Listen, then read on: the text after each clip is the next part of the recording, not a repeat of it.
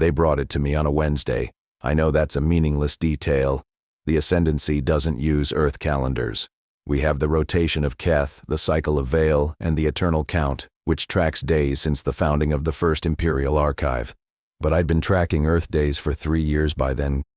Quietly, privately, in a journal I kept behind a false panel in my laboratory wall. And I know it was a Wednesday because I'd just updated the count that morning. They brought it to me on a Wednesday, and by the following Wednesday, everything I understood about the physical universe had been rearranged. My name is Cathari Solen Weiss. I was the Ascendancy's foremost materials analyst. 3 decades of service, 11 Imperial commendations. My molecular deconstruction techniques are taught at every academy in the inner systems. My published work on crystallographic phase mapping is the foundation of modern Ascendancy fabrication science. I'm not telling you this to impress you. I'm telling you this because when I say the object defeated me, I need you to understand the weight of that statement. When I say it defeated me, I mean it dismantled me. The courier was a military attaché from the 2nd Acquisition Bureau, a euphemism for the division that steals things. He carried a pressurized containment case, matte black, about the size of my forearm. 2 armed sentinels flanked him. He placed the case on my primary analysis bench, entered a biometric code, and the seals hissed open. Inside, resting on a vibration-dampened cradle, was a cylinder. Roughly 20 centimeters long, 4 centimeters in diameter, with a matte surface that caught the light in a way I couldn't immediately classify. It was unremarkable to look at.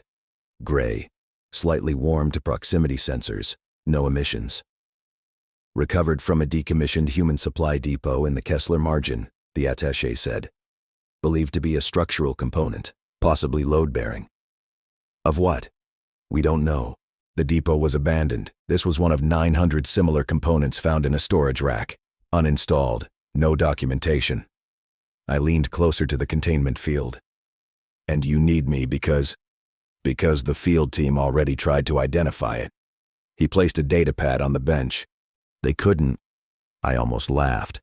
A structural component from a supply depot, a tube, and the field team, probably a couple of junior technicians on a stripped-out espionage vessel, couldn't identify the material, so it gets escalated to me. I opened the datapad.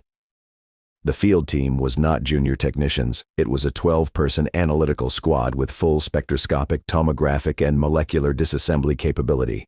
They had spent 9 days on the object.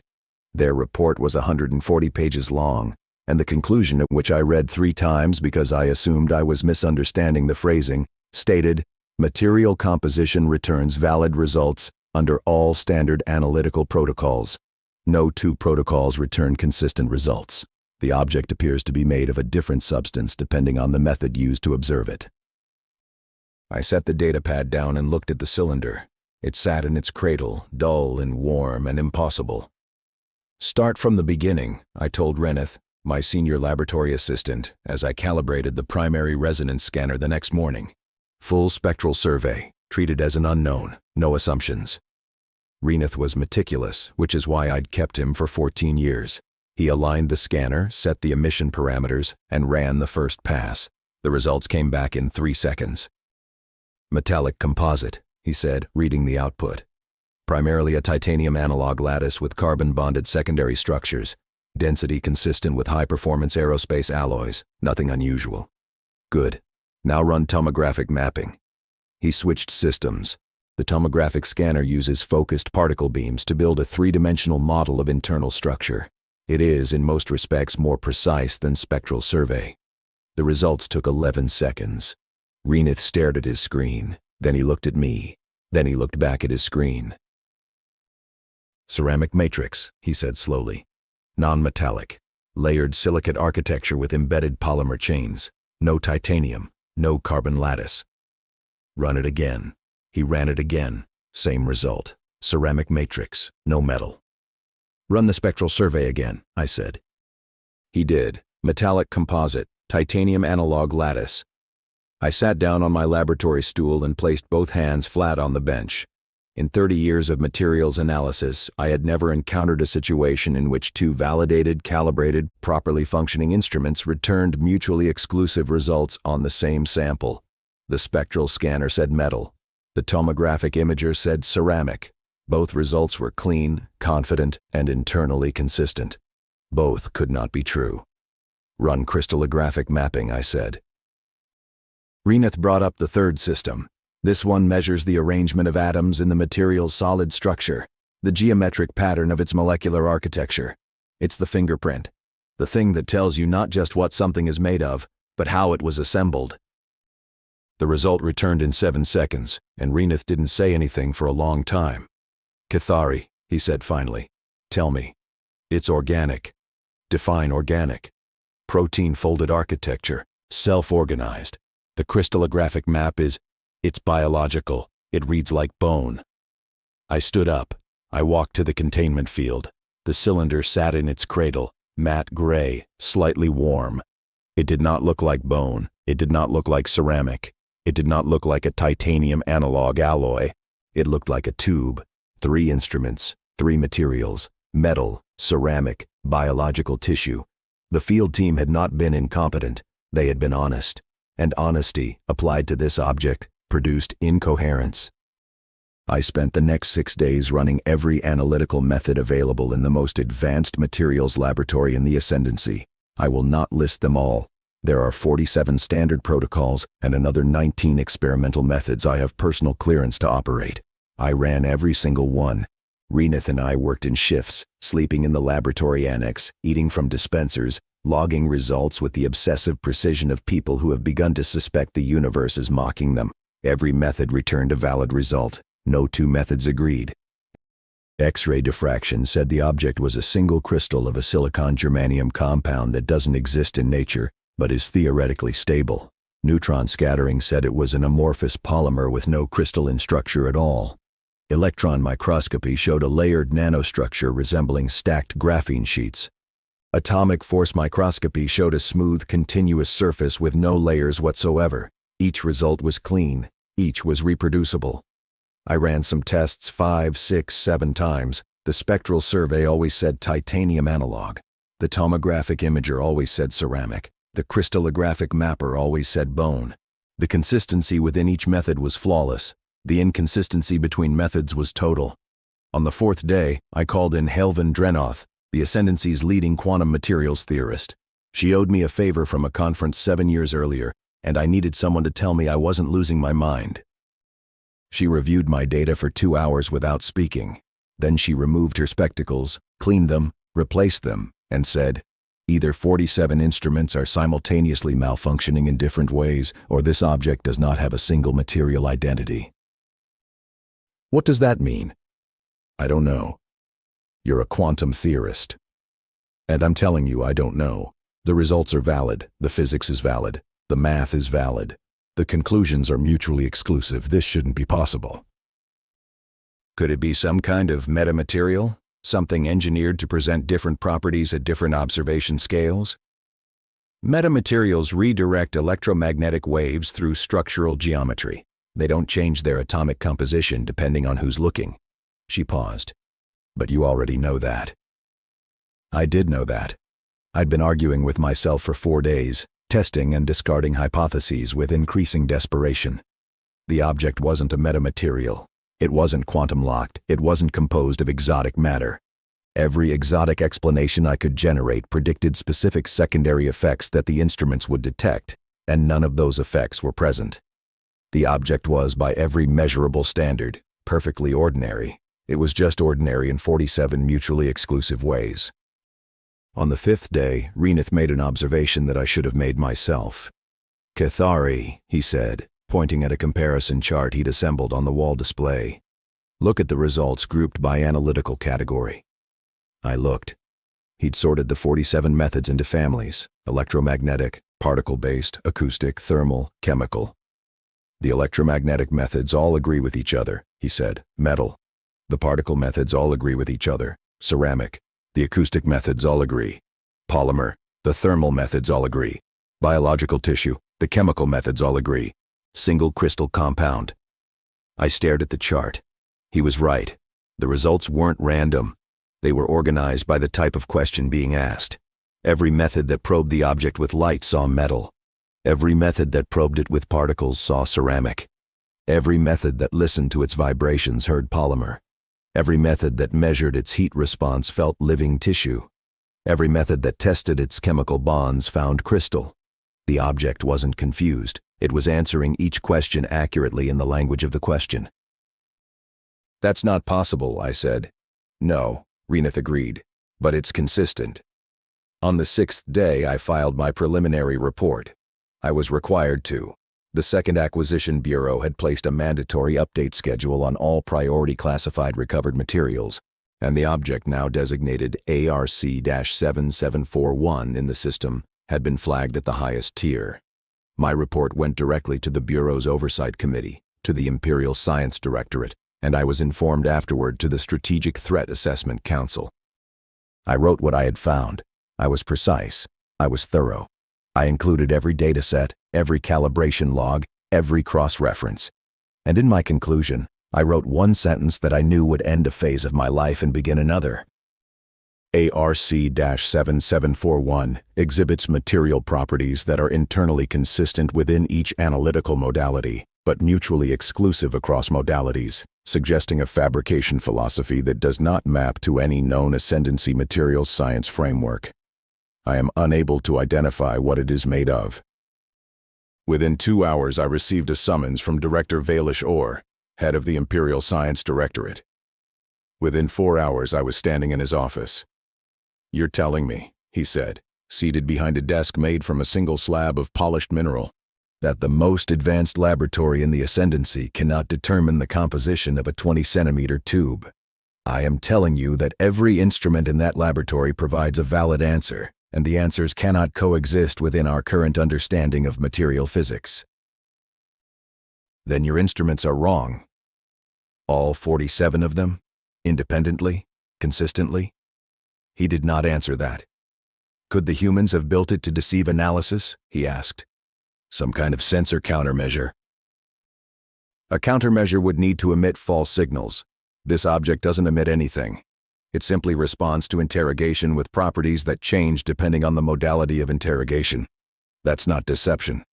It's..." I paused, because the word I wanted to use was one I had never applied to a material sample before. "It's depth. The object has more simultaneous valid descriptions than our science can hold in a single model." Vaelish stared at me for a long time. "And the humans use these as structural components, apparently by the hundreds in an unguarded supply depot. Load-bearing elements. So the recovery team believes." He stood and walked to his window, which overlooked the central spire of the Directorate complex. I had stood in this office 6 times before, always to receive commendation. The view had never looked hostile before. "Cathari," he said without turning, "I need you to understand what happens if your report reaches the Strategic Council in its current form. It already has. I am aware, and I am telling you that the implications are unacceptable. If we cannot identify the material composition of a basic structural tube from a human supply closet, the Strategic Council will ask what else we cannot understand. They will ask whether our weapons can penetrate human hulls. They will ask whether our sensors can detect human ships. They will ask whether the 30-year strategic assessment that classifies humanity as a peer competitor is built on a fundamental misunderstanding. Those are reasonable questions. They are destabilizing questions." I met his eyes. "The object is what it is, Director. I can lie about it or I can be silent about it, but I cannot make it become something my instruments can agree on. I am not asking you to lie. I am asking you to reconsider whether your analytical approach might be incomplete, whether a different methodology might resolve the contradictions." "I have used every methodology available." "Then develop a new one."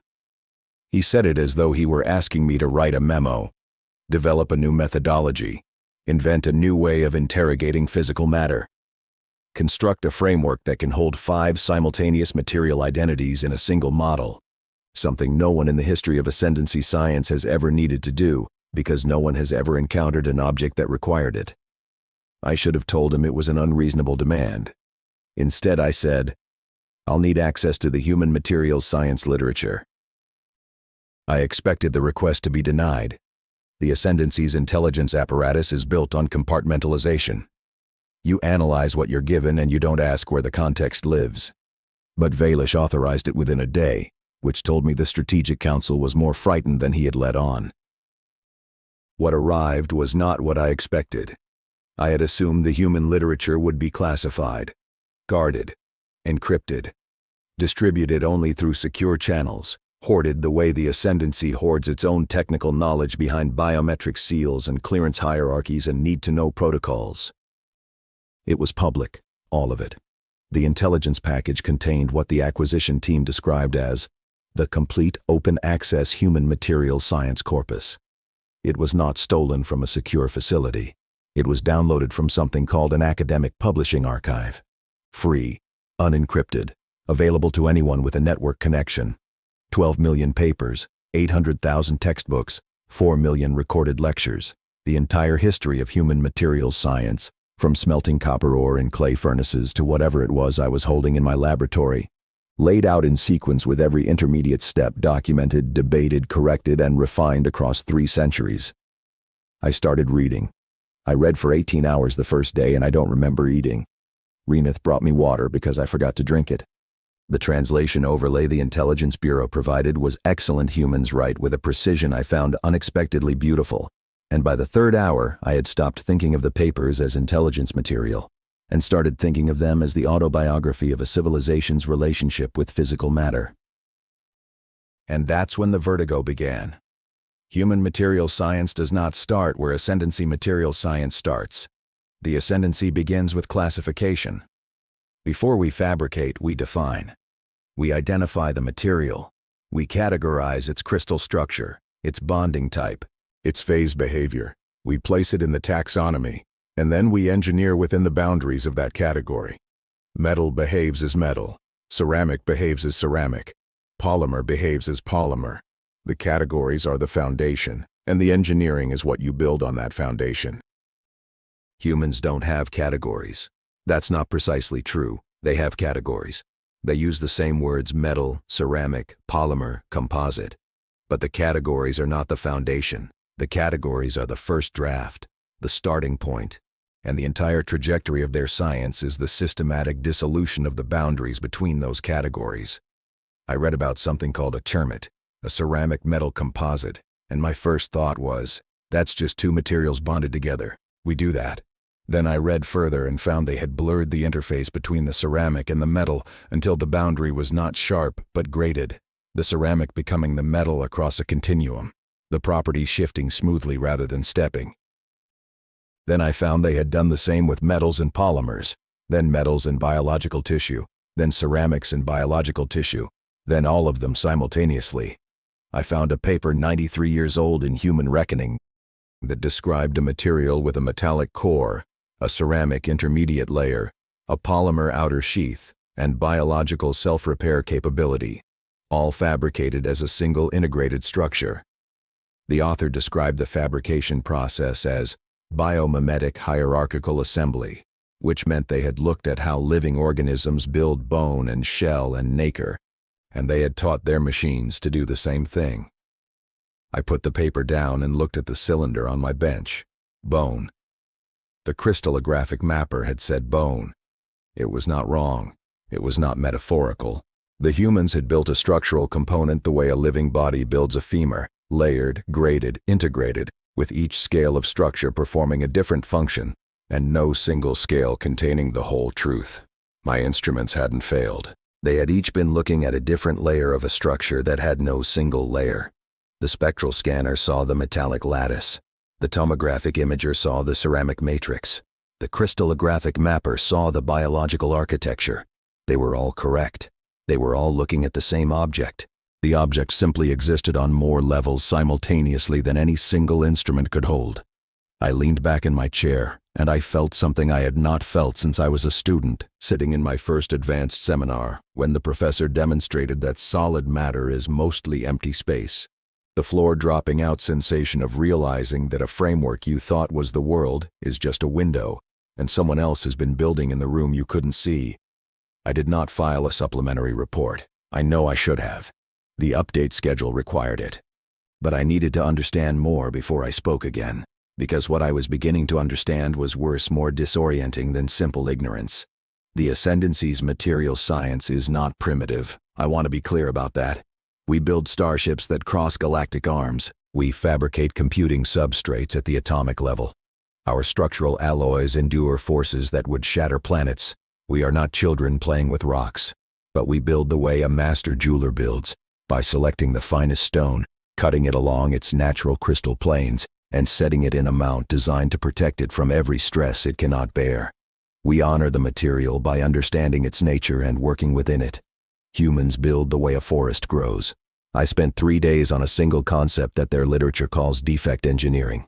In Ascendancy fabrication, a defect is a flaw, a vacancy in a crystal lattice, a dislocation in a metal grain, an impurity in a polymer chain. These are failures. We spend enormous energy eliminating them. Our purest structural alloys are valued precisely because they approach theoretical perfection. Humans introduce defects on purpose. They seed their materials with controlled imperfections, vacancies, interstitials, grain boundaries, dislocations at precise concentrations and specific locations, and these imperfections do not weaken the material, they make it stronger. The defects interrupt crack propagation. They redirect stress. They absorb energy. They give the material places to bend without breaking, to deform without failing, to absorb damage and redistribute it across billions of tiny sacrificial flaws, rather than accumulating it at one catastrophic point. It's not that they tolerate imperfection, they design with it. Imperfection is a structural element. Failure, distributed and managed, becomes resilience. I thought about that for a very long time. I thought about it while eating. I thought about it while pretending to sleep. I thought about it while staring at the cylinder, which sat on my bench looking like nothing, like a tube, like something you'd find in a storage rack by the hundreds because it was too ordinary to secure. And then I understood why I couldn't understand it. The Ascendancy builds toward perfection. We pursue the ideal crystal, the flawless bond, the pure composition. We define excellence as the elimination of error. Our entire fabrication philosophy, and I was beginning to realize, our entire civilization is built on the premise that the way to make something strong is to remove everything that could make it weak. Humans build toward wholeness. They don't remove the flaws. They integrate them. They build materials that contain their own failure modes, that carry damage within their structure the way a body carries scars, and the material is stronger because the damage is part of the design. I could not identify what the cylinder was made of because I was asking the wrong question. I was asking, what is this? Meaning, which category does it belong to? And the answer is that it doesn't belong to a category. It belongs to all of them simultaneously, the way a living body is simultaneously chemical and electrical and mechanical and structural and fluid, and none of those words contains the body. My science is a taxonomy, theirs is an ecology, and the terrible thing, the thing that sat in my chest like a weight, was not that their science was better. It was that I could see, once I knew where to look, exactly where our paths had diverged. 400 years ago, by my reconstruction, a Vaelish scientist named Catherine Doss had proposed a theory of integrated material architectures that sounded, in retrospect, like the first whisper of what humans eventually built. The theory was rejected, not because it was wrong, because it was untidy. It violated categorical boundaries. It offended the elegance of the existing framework. The review board called it conceptually impure, and Catherine Doss published 2 more conventional papers and was never heard from again. We could have walked this path. We chose not to. And the reason we chose not to was not scientific. It was aesthetic. We preferred the clean answer to the true one. On the 9th day, the summons I'd been expecting arrived. Not from Director Vaelish this time. From the Strategic Threat Assessment Council directly. A formal commission. Analyze the recovered object. Assess the implications for Ascendancy's strategic capability, and present findings to the full council. I was also instructed, in a subordinate clause I almost missed, to prepare a manageable report that would contextualize my findings within the framework of existing strategic confidence. I read that clause 4 times. Then I closed the summons and opened my journal. The entry I wrote that night, which I still have, reads, "They are asking me to lie. Not explicitly. They are asking me to find a way to frame the truth so that it doesn't feel like the truth.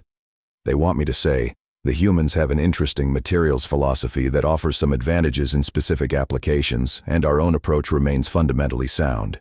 They want me to say the gap is narrow, local, bridgeable. They want me to sand the edges off an abyss until it looks like a ditch. The gap is not narrow, it is not local. It is not about this cylinder or this material or this application. The gap is foundational.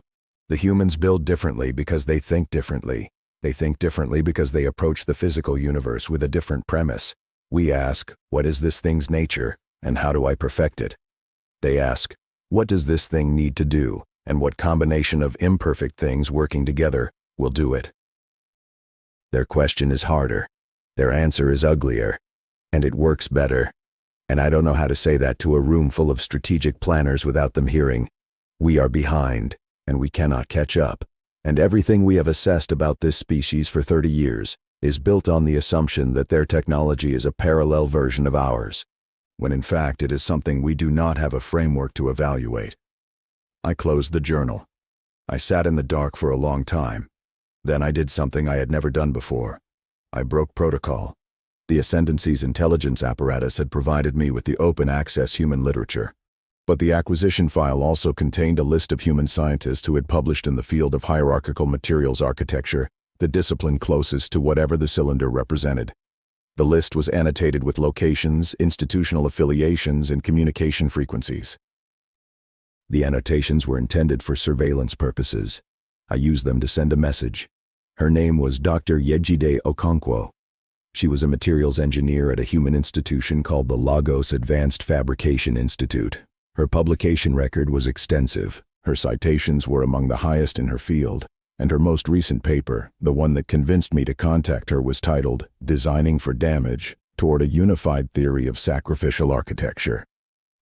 I sent her a message through an anonymous academic relay that the Intelligence Bureau monitored but rarely flagged because it carried thousands of interspecies scientific communications daily. I identified myself only by my credentials: materials analyst, 30 years experience, institutional affiliation withheld. I described the cylinder. I described my results. I described the contradiction. And I asked, how does it work? She responded in 11 hours. Dr. Vaelish, your analytical fingerprint is quite distinctive. I've read your crystallographic mapping papers and they're exceptional. The component you're describing sounds like a standard Type 6 structural strut from a Kessler series modular depot. We use them by the thousands. They're not classified because they're not remarkable by our standards. The reason your instruments disagree is that you're treating the material as a substance. It isn't. It's a system. The strut is fabricated using hierarchical biomimetic assembly. At the atomic scale, it's a metallic glass disordered no crystal structure, which is why your crystallographic mapper reads it as biological. Biological materials are also non-crystalline at the atomic level. At the nanoscale, it's a ceramic metal graded composite. The ceramic and metallic phases interpenetrate in a continuous gradient, with no sharp boundary between them. At the microscale, it's a polymer-bridged lattice. Long-chain molecules connect the ceramic metal nodes and provide flexibility. At the mesoscale, it's a damage-tolerant architecture. The structure contains designed porosity and controlled defect populations that arrest crack propagation. Each of your instruments is looking at a different scale. Each is seeing the real structure at that scale. None is wrong. The material simply doesn't have a single identity because it wasn't designed to. It was designed to do a job, and the job required properties that no single material category can provide. Humans figured this out by studying seashells. Nacre, mother of pearl, is made of calcium carbonate, which is chalk. Chalk is brittle. Nacre is 3,000 times more fracture-resistant than chalk. The difference is architecture. The same atoms are arranged differently across multiple scales, become a different thing. We didn't invent this. We copied it from the organisms that had 4 billion years to solve the problem before us. We are students of damage, Dr. Vaelish. We build the way wounded things heal. If you'd like, I can send you our fabrication protocols. They're published. I'll save you the search. Yejide. I sat in my laboratory and read the message 3 times. Then I read the fabrication protocols she attached. They were, as she had said, published, available to anyone. I read them and I understood them, and I realized with a clarity that felt like falling that the instructions were complete, transparent, and useless to me. Not because they were encrypted or incomplete, because following them required a design decision that my entire training had conditioned me to refuse. The fabrication process for a Type 6 structural strut begins with what the humans call seeding. You create a base substrate, a metallic glass disordered and impure by ascendancy standards, and you introduce defects into it, deliberately, systematically. You create weakness. Then you grow the ceramic phase into the defects, the way mineral crystals grow into the pores of bone. The ceramic fills the spaces the defects created. The two phases interpenetrate. The boundary between them disappears. Then you introduce the polymer bridges, long, flexible molecular chains that connect the rigid ceramic metal nodes. They give the structure the ability to flex, to absorb energy, to deform without catastrophic failure. Then, and this is the part that stopped me, you damage it. The final fabrication step is controlled stress application. You subject the assembled structure to forces designed to create microcracks, delaminations, and local failures throughout the material, and then you let it heal. The polymer bridges reform across the cracks. The ceramic phase fills the delamination gaps. The metallic glass reflows into the damaged zones. The material repairs itself, and the repaired regions are denser, tougher, and more integrated than the original structure. The humans don't build and then protect. They build, damage, and let the damage become part of the architecture. The finished product is stronger because it has already failed and recovered. The scars are structural. I understood the process.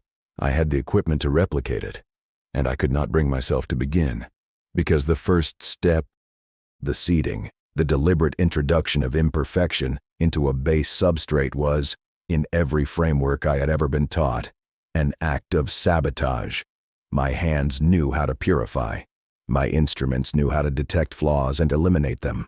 My entire career was built on the pursuit of structural perfection, and the fabrication protocol was asking me to start by making something worse. I stood at my fabrication bench for 2 hours. Reneth watched me from across the laboratory, saying nothing, understanding everything. "I can't do it," I said finally. "Can't or won't?" "Both. Neither." I pressed my palms against the bench. "The protocol is asking me to introduce defects into a substrate. It's asking me to create imperfection. And I know I've read the theory, I've seen the results. I understand that the defects become the architecture, but my hands won't do it. I've spent 30 years training them to do the opposite." Reneth was quiet for a moment. "What happens if you can't replicate it?" "Then my report to the council says, we understand the principle but cannot execute the fabrication." "And what does that mean strategically?" I looked at him. He looked back. We both knew what it meant. It meant that the Ascendancy could study human materials science, comprehend it theoretically, and still be unable to produce what the humans produced, because the act of production required a philosophical commitment our entire civilization had spent 400 years conditioning itself against. The gap wasn't knowledge. We had the knowledge. It was published. It was free. The gap was us. I contacted Yejide again. This time I was more honest. I told her I understood the process, that I had the equipment, and that I could not execute the first step. She responded faster this time. 4 hours. "Dr. Weiss, I've been thinking about your situation since your first message. I want to be honest with you in return. What you're describing isn't a technical problem. It's a design philosophy problem. And I don't think it can be solved by reading more papers or watching more fabrication videos. I think you need to see it happen. When I teach new students, and I mean first-year students, people who've never worked with materials before, the first thing I do is give them a piece of chalk and ask them to break it. They break it easily. Then I give them a piece of nacre from an abalone shell and ask them to break that. They can't. Then I tell them both are made of the same thing, calcium carbonate, and I watch their faces. That moment when they're holding the same substance in two forms and one crumbles and the other holds is where our entire field begins. Not in the theory, in the hands, in the experience of feeling something impossible be true. You cannot reason yourself into this. You have to feel the chalk break and the nacre hold. I would like to invite you to my laboratory. This is not a joke and it is not a trap. I am a materials engineer. You are a materials analyst. We are colleagues working on different branches of the same question, which is, what can matter become? If you come, I will show you how we build. Not the theory, you already understand the theory better than most of my graduate students. The practice. The moment where you put your hands on a substrate and introduce the first flaw and feel the structure begin to organize around it. I know this invitation is complicated. I know the political situation makes it difficult. But I also know that what you're looking for isn't in your instruments or your papers. It's in the doing. Come break some chalk, Dr. Weiss. Yejide. I read the message, closed it, and opened it again 6 times over the next 2 days. The council session was held in the Rotunda of Assessment, a circular chamber with tiered seating designed to make the person at the center feel precisely as small as they are. 12 council members, Director Vaelish, 4 military advisors, 2 intelligence analysts who took notes and never spoke. I stood at the center with my data displays arrayed around me and the cylinder on a stand at my right hand. I had prepared 2 reports. The first was the one they wanted, the manageable one. It framed the human material as an interesting engineering approach with niche applications, acknowledged the analytical challenge, recommended further study, and concluded that ascendancy materials science remained fundamentally competitive with appropriate investment in new methodologies. It was technically accurate. Every sentence was defensible. And it was a lie of architecture, the same facts arranged to build a building with no roof, open to a sky the reader would never be prompted to look up and see. The second report was the truth. I gave the first one. For 12 minutes I presented clean findings, measured conclusions, and strategic reassurances that I could see landing on the council members' faces like warm light. Director Vaelish nodded at the appropriate intervals. The military advisors made notes. The intelligence analysts remained still. And then I stopped. I stood in the silence for a moment.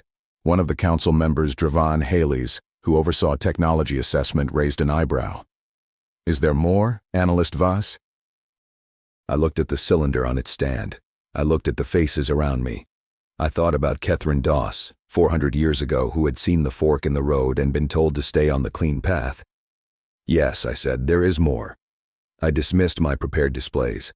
I brought up a single image, a cross-section of Nacre, magnified 40,000 times, layered, imperfect, scarred with the evidence of damage absorbed and redistributed.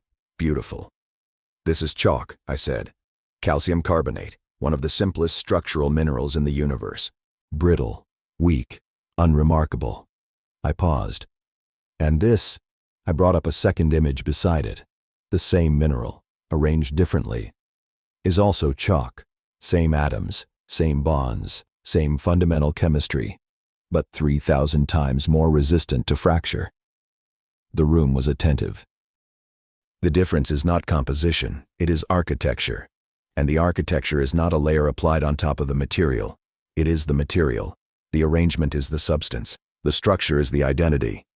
I dismissed the Nacre images and brought up my 47 contradictory analyses of the cylinder.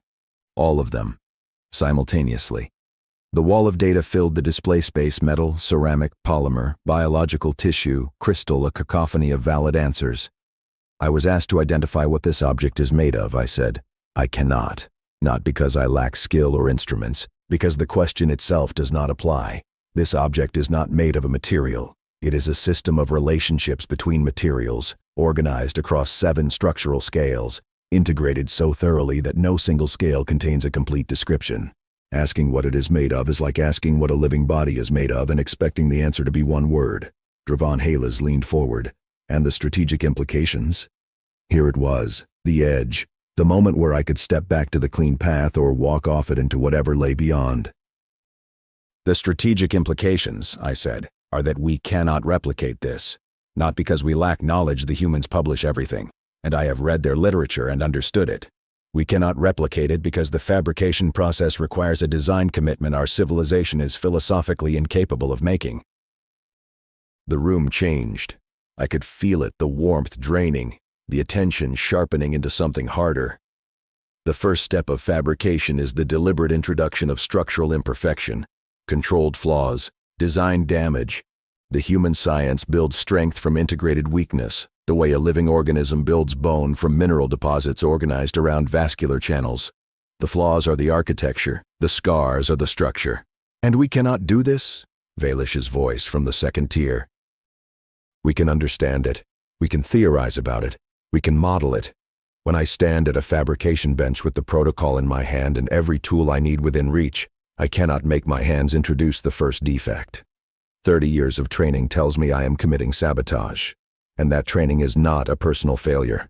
It is the Ascendancy's design philosophy, taught in every academy, embedded in every fabrication protocol, reinforced by every quality standard we have. You're saying it's cultural, said Vaelish. I am saying it is civilizational. We chose 400 years ago to pursue material perfection through categorical purity. The humans chose to pursue material function through integrated imperfection. We got cleaner answers, they got stronger structures, and the distance between those two paths is now so large that bridging it would require not a research program, but a reformation of how we teach scientists to think about matter. Silence. Not the comfortable silence of agreement, but the heavy silence of a room full of powerful people hearing something they did not want to be true. You are telling this council, said the oldest member, a woman named Sereth Ven, whose voice carried the particular gravity of someone who had outlasted 6 administrations, that a storage rack component from an unguarded human supply depot represents a civilizational capability we cannot match. I am telling this council that a storage rack component from an unguarded human supply depot represents a way of thinking about physical matter that we do not possess. The capability follows from the thinking. We can steal the component. We can even steal the instructions.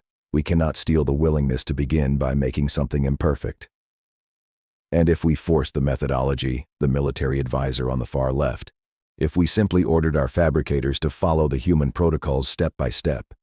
I tried. The first step is to create a disordered substrate and introduce controlled defects. I could not do it. My training wouldn't allow it.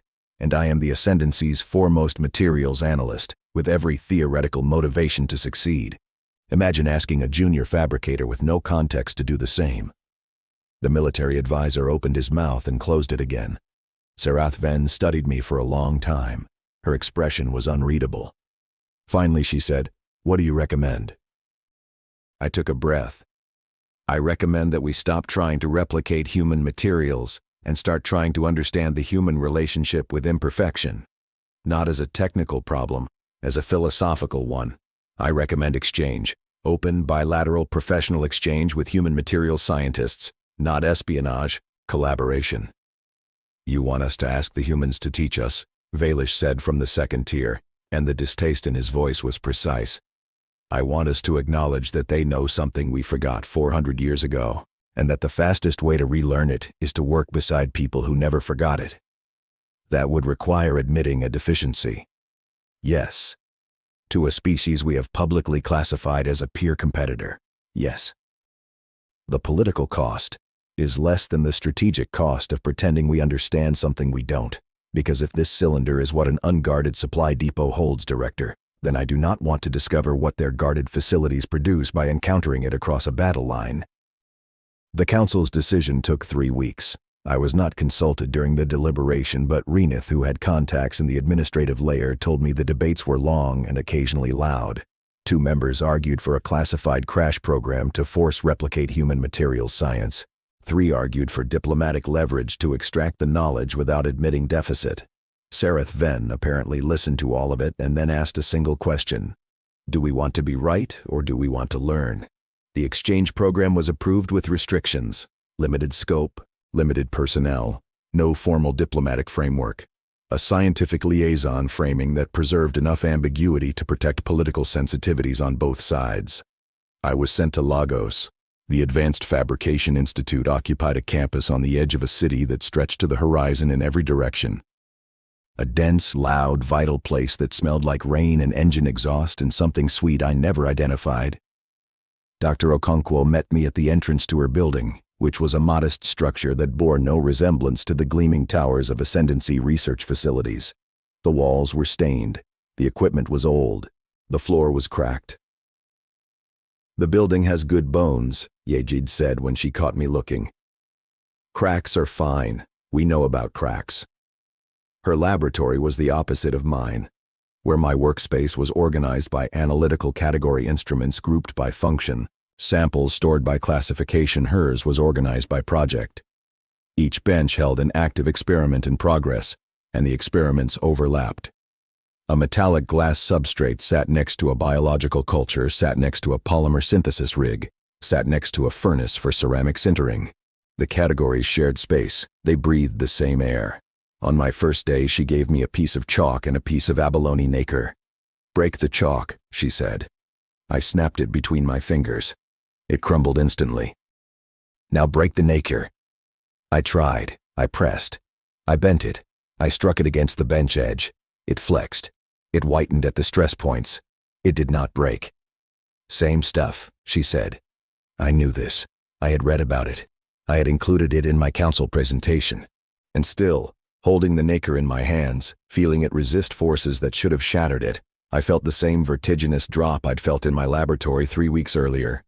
Knowing is not the same as holding. "Now," she said, handing me a tray of substrates and a defect seeding tool. "Make something imperfect." I stood at her bench. The tool was in my hand. The substrate was in front of me. The protocol was displayed on the screen beside me. Step 1. Introduce controlled porosity into the metallic glass substrate by directed ion bombardment at specified coordinates. Introduce flaws. Make it worse. Begin by damaging what is whole. My hand didn't move. Yejide didn't rush me. She pulled up a stool, sat beside me, and waited. Her students glanced at us from their benches and then looked away. The laboratory hummed with the quiet sounds of work. "When I was 7, she said after a while, my grandmother taught me to make bread, and the first thing she told me was that the dough has to tear. You knead it until it tears, and then you fold the tear back in and knead it again. And the gluten, the protein that makes bread hold together, forms along the lines where the tears healed. The bread is strong where it was torn." She looked at me, not with pity, not with condescension, with the patience of someone who understands that what she is asking for is hard. "The first flaw is the hardest," she said. "After that, you're just baking bread." I positioned the ion tool. I targeted the first coordinate. I activated it. A tiny void appeared in the substrate. A flaw, an imperfection, a wound in clean material, and nothing collapsed. The substrate held. The void sat in the structure like a breath held in a lung, a space waiting to be filled. I targeted the second coordinate, the third, the fourth. 20 minutes later, the substrate was seeded with a constellation of controlled voids, and I was still standing, and the material was still whole, and my hands had stopped shaking. "Now we grow the ceramic into the voids," Yejide said, and she was smiling, and I was not ashamed to realize that I was smiling too. I spent 4 months in Lagos. I will not describe every day, though I could. I could tell you about the first time I successfully fabricated a hierarchical composite and tested it, and watched it absorb 3 times the impact energy of our best ascendancy structural alloy. I could tell you about the argument I had with Yejide's doctoral student, Tomas, about whether beauty and function were the same thing, and how he said beauty is what works, and I said beauty is what is pure, and we were both right and both wrong, and we argued about it for 3 hours over a meal that Yejide cooked in her laboratory because, she said, food is also a hierarchical composite. I could tell you about the night I stood on the Institute's roof and looked out at the sprawl of Lagos and thought, this city is a nacre. It is imperfect and layered and contradictory, and it holds. But the moment that mattered, the one that broke me open and rebuilt me, the way the humans rebuild their materials, happened in the 3rd month. I was fabricating a test panel, following the full protocol, and I had reached the final step, controlled damage and self-repair. I subjected the panel to stress. Micro cracks formed, propagated, and then I watched it happen under the microscope. The polymer bridges reformed across the cracks. The ceramic phase filled the gaps. The structure healed, and the healed zones were denser, tougher, more integrated than the original. I was looking at a material that was stronger because it had been broken. And I thought of the ascendancy. I thought of our clean laboratories and our perfect crystals and our 400-year-old decision to pursue purity over integration. I thought of Catherine Doss, whose idea was rejected because it was messy. I thought of the 12 council members sitting in their rotunda, hearing that they could not replicate a storage rack component and choosing exchange over pride, the first crack in a structure that had been flawless and brittle for centuries. I thought, we are the chalk. We have been chalk for 400 years. And the only way to become Nacre is to let the cracks form and grow something new in the spaces they create. I wrote my final report that night. Not the strategic assessment that came later after my return, and it was thorough and precise and well received and is not the point of this story. The point of this story is the letter I wrote to Director Vaelish, which I asked him to circulate to every academy in the inner systems. It was short. It said, "Director, I have spent 4 months learning to build the way humans build. The technical details are in my formal report. This letter is about something else. We have spent 4 centuries teaching our students that strength is the absence of weakness, that the perfect crystal, the pure bond, the flawless structure, these are the goals, that defects are failures and damage is defeat. The humans teach their students that strength is the integration of weakness, that the flaw, the crack, the scar, these are the architecture, that damage, properly organized, is the structure. They are not wrong. I have held the evidence in my hands. I have made it with my own hands, hands that I retrained at the age of 62, because the truth was more important than my comfort. We cannot copy their materials by copying their protocols. We must copy their willingness to begin by being imperfect. This is not a technical recommendation. It is a civilizational one. The first flaw is the hardest. After that, you're just baking bread. Cathari Soleni Vise, Imperial Materials Analyst, first rank. I kept the cylinder. This was technically a violation of protocols. Recovered foreign technology is ascendancy property and should be returned to the Second Acquisition Bureau upon completion of analysis. But no one asked for it back. I think they forgot about it. One small tube among the thousands of objects flowing through the intelligence apparatus, its strategic significance long since absorbed into broader assessments and policy discussions. It sits on my desk in my laboratory, which is different now. I reorganized it after Lagos. The instruments are no longer sorted by analytical category. They're sorted by project. The benches share space. A metallic glass experiment sits next to a polymer synthesis rig. The categories breathe the same air. And in the corner, a small collection of objects that I use for teaching. A piece of chalk, a piece of abalone nacre, and a 20-centimeter cylinder from a decommissioned human supply depot. Matte gray, slightly warm, unremarkable. I tell my students the same thing Yejide told me. Break the chalk, try to break the nacre, hold them both, feel the difference. Now understand, same substance, different architecture. The arrangement is the identity. Some of them get it immediately. The young ones usually. Their hands haven't learned the old refusal yet. Some of them stand at the fabrication bench and freeze, the way I froze. The ion tool in their hand, the substrate in front of them, the protocol on the screen, and they cannot make themselves introduce the first flaw. They've been taught too well. The training that made them excellent analysts makes them incapable of this one act. I sit with them, the way Yejide sat with me. I tell them about bread, about how dough has to tear before it can hold, about how the protein forms along the lines of healing. And one by one they fire the tool. The first void appears in the substrate. The material holds. Their hands stop shaking. Last month Yejide visited. She brought her doctoral student, not Tomas, who graduated and is now running a fabrication lab in Sao Paulo, but a new one. A young woman named Amara who is working on self-healing structural ceramics for deep space habitats. Amara spent 2 weeks in my laboratory, and my students spent 2 weeks in a state of barely contained intellectual excitement, because Amara thinks in a way that none of them have encountered before. Integrated, fluid, willing to let the problem be messy. On her last day, Amara picked up the cylinder from my desk and turned it in her hands. "Type 6 strut," she said. "We've moved past these. The new generation uses a 9-scale hierarchy instead of 7. Twice the damage tolerance." "You improved it?" She shrugged. "We broke it better." I laughed. I think it was the first time I had laughed in my laboratory in 30 years. Renith, who was watching from his bench, later told me it changed the sound of the room. I am 63 years old. I have 11 Imperial commendations, a new one pending for my exchange program work, and a laboratory that no longer resembles any other in the ascendancy. My students produce materials that our academies would have rejected a decade ago: messy, layered, scarred, integrated, imperfect, functional, strong. The Strategic Council still meets to discuss humanity. The assessments have changed, slowly. The way all institutional thinking changes not through revelation, but through the gradual accumulation of people who have held the nacre and felt the chalk break and understood the difference. We are not the same civilization we were when they brought me that cylinder. We are cracked in places. We are growing new structures into the cracks. We are, I think, becoming Nacre. The other day, a junior analyst came to me with a problem. She had been running a standard assessment on a recovered human component, something from a newer generation, far more complex than my cylinder, and her instruments were returning contradictory results.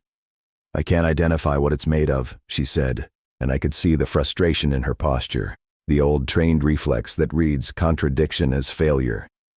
I reached into my desk. I pulled out a piece of chalk and a piece of nacre. "Sit down," I said. "Let me tell you about bread." The thing the Empire stole was not a material. It was not a secret. It was a question, phrased in a language they hadn't learned yet.